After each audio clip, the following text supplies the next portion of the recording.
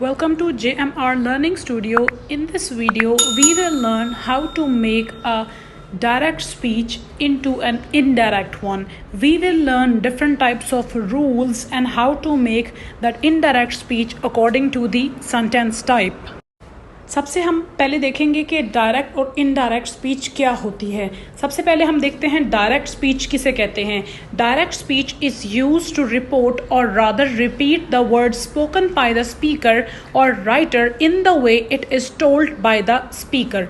Direct speech होती है कि कोई भी आपसे बात कहता है उसको एज इट इज़ आपके सामने जब बयान किया जाता है कि कोई शख्स ये बात कह रहा है, आपको बता रहा है, तो वो उसकी डायरेक्ट स्पीच है।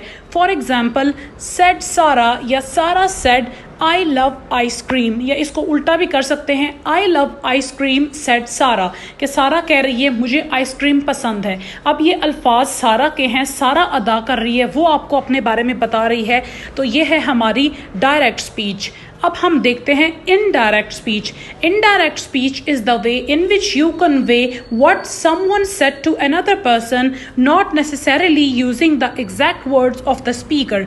अब क्या होता है इनडायरेक्ट स्पीच के अंदर कि आप खुद से जो आपके अल्फाज हैं आप उन्हें खुद कन्वे नहीं कर रहे होते, बल्कि कोई दूसरा शख्स आपके अल्फाज को कन्वे कर रहा होता है, आपके मैसेज को कन्वे कर रहा होता है।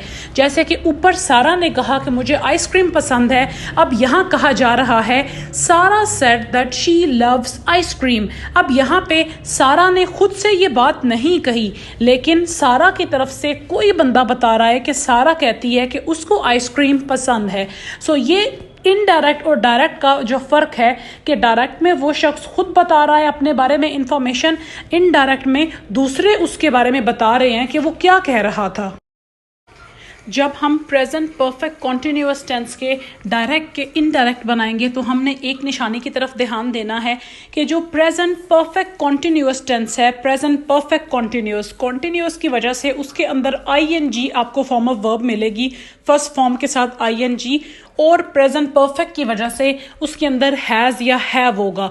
तो जब आपको कोई ऐसा टेंस नज़र आ रहा है जिसमें हैज़ हैव है और ING first form of verb के साथ लगा है, तो हमने उसको चेंज करना है पास्ट परफेक्ट कॉन्टिन्यूअस में। जैसे सिंपल प्रेजेंट टेंस पास्ट में चेंज हो जाता था डायरेक्ट से इनडायरेक्ट बनाते हुए, ऐसे ही present perfect continuous past perfect continuous में चेंज हो जाएगा।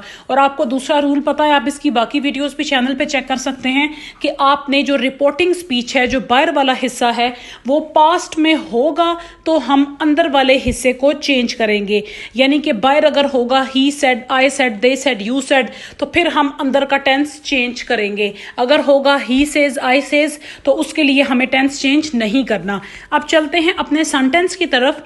He said I have been going to school every day। अब have से या has से आपको पता चल गया कि ये परफेक्ट का टेंस है, प्रेजेंट परफेक्ट है। और बीन से आपको, बीन वो निशानी है have been, has been, जिससे आपको पता चल गया कि प्रेजेंट परफेक्ट कॉन्टिन्यूअस का टेंस है। इसको हमने चेंज करना है पास्ट परफेक्ट कॉन्टिन्यूअस में, तो has been या have been had been में चला जाता है पास्ट परफेक्ट कॉन्टिन्यूअस में। He said that, अब I ऊपर वो अपनी बात बता रहा था, जब हम उसकी बात कोट करेंगे, वो आई क्या था, एक लड़का था, तो हम कहेंगे वो लड़का कह रहा था कि वो, he said that he had been going to school every day। have been को हमने चेंज कर दिया had been में।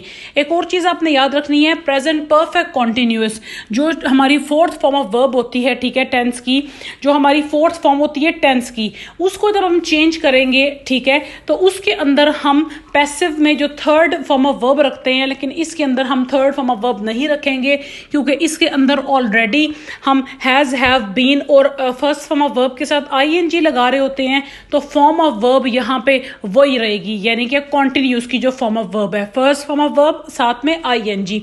जैसे ऊपर था आई हैव बीन गोइंग, तो हमने नीचे भी इनडायरेक्ट में भी he said that he had been going किया, ही हैड बीन गोन नहीं होगा।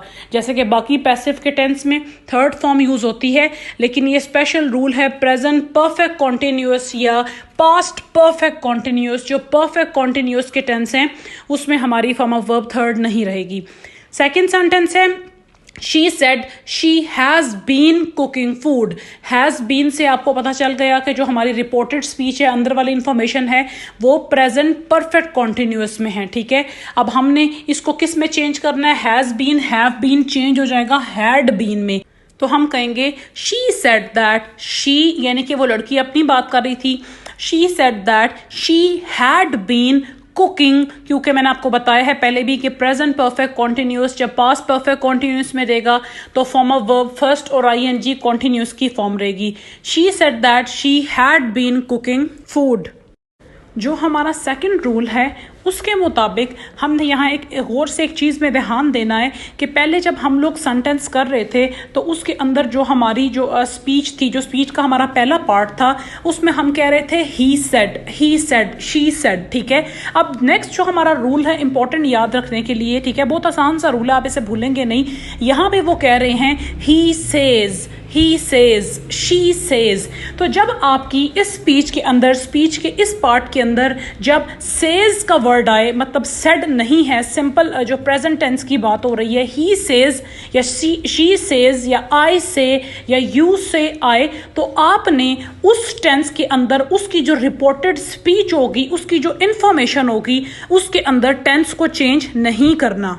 फॉर एग्जाम्पल हमारा पहला सेंटेंस है ही सेज। अब यहाँ पे सेड नहीं है, अगर यहाँ पे सेड होता तो हमारी जो इंफॉर्मेशन अंदर दी गई है I go to school every day, हम उसको अकॉर्डिंग टू टेंस चेंज करते, लेकिन यहाँ पे है ही सेज। सेज की वजह से जब प्रेजेंट टेंस में ये बात हो रही है तो हम क्या करेंगे, अंदर वाली इंफॉर्मेशन के टेंस को चेंज नहीं करेंगे, हम इसे सिंपली बदल देंगे। He says I go to school every day, तो वो लड़का कहता है कि मैं हर रोज स्कूल जाता हूं। जब हम उसको बदलेंगे तो हम कह देंगे वो लड़का कहता है कि वो हर रोज स्कूल जाता है। इसको हम ऐसे चेंज कर देंगे ही सेज दैट। दैट क्यों लगाते हैं? क्योंकि हम इनडायरेक्ट किसी की बात को बयान कर रहे हैं। ही सेज दैट ही, क्योंकि एक लड़के की बात थी, ही सेज दैट ही। ऊपर वाले टेंस के अंदर हमारा सिंपल प्रेजेंट टेंस था तो हम वही रखेंगे। ही शी इट के साथ आपको पता है एस का इजाफा होता है, तो he says that he goes to school every day. Second sentence है she says I cook food in the evening. अब यहाँ पे शी सेज है, ठीक है, रिपोर्टिंग स्पीच में सेड नहीं है तो अंदर का टेंस चेंज नहीं होगा। शी सेज दैट आई ऊपर वो अपनी बात खुद कर रही थी लेकिन वो एक लड़की थी तो हमने नीचे उसको शी करना है। She says that she cook की जब लड़का ही शी इट के लिए लगेगा तो SES होता है, तो she कुक्स food in the evening. If you like the video, please subscribe to our channel and press the bell icon for future videos. Thank you.